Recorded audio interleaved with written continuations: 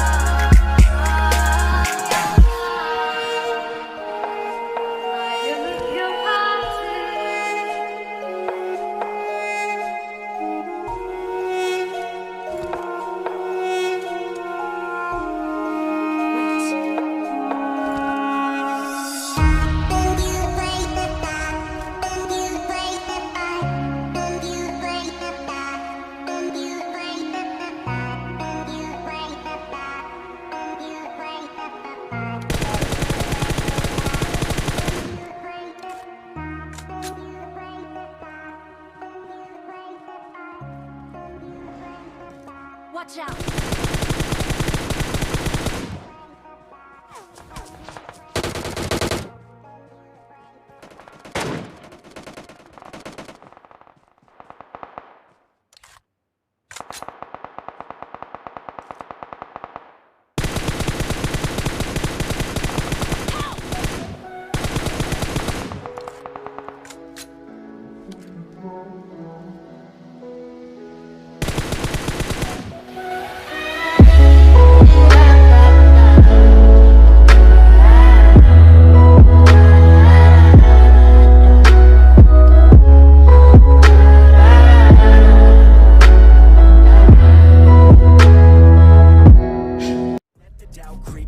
Gotta pop a couple more aspirin. I don't think I'll ever let you in.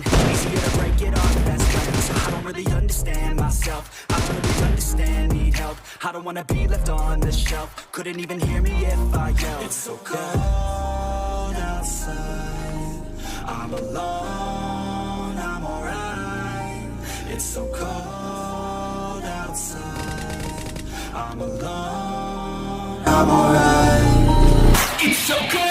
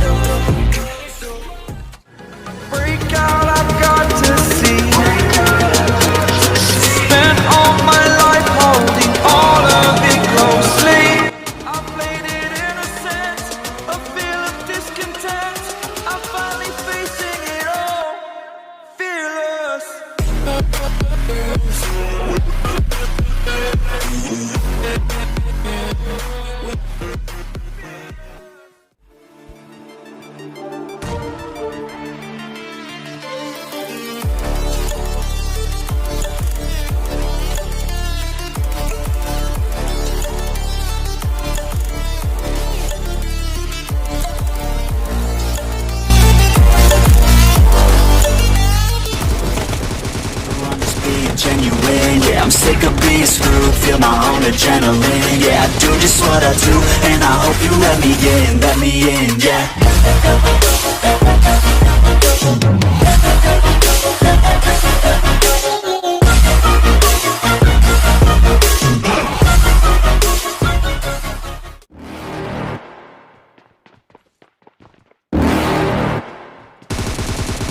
You're never gonna make it, you're not good enough. There's a million other people with the same stuff. You really think you're different? Man, you must be kidding. Think you're gonna hit it, but you just don't get it. It's impossible, it's not probable, you're irresponsible. Too many obstacles, you gotta stop it, yo. You gotta take it slow, you can't be a pro. Don't waste your time no more.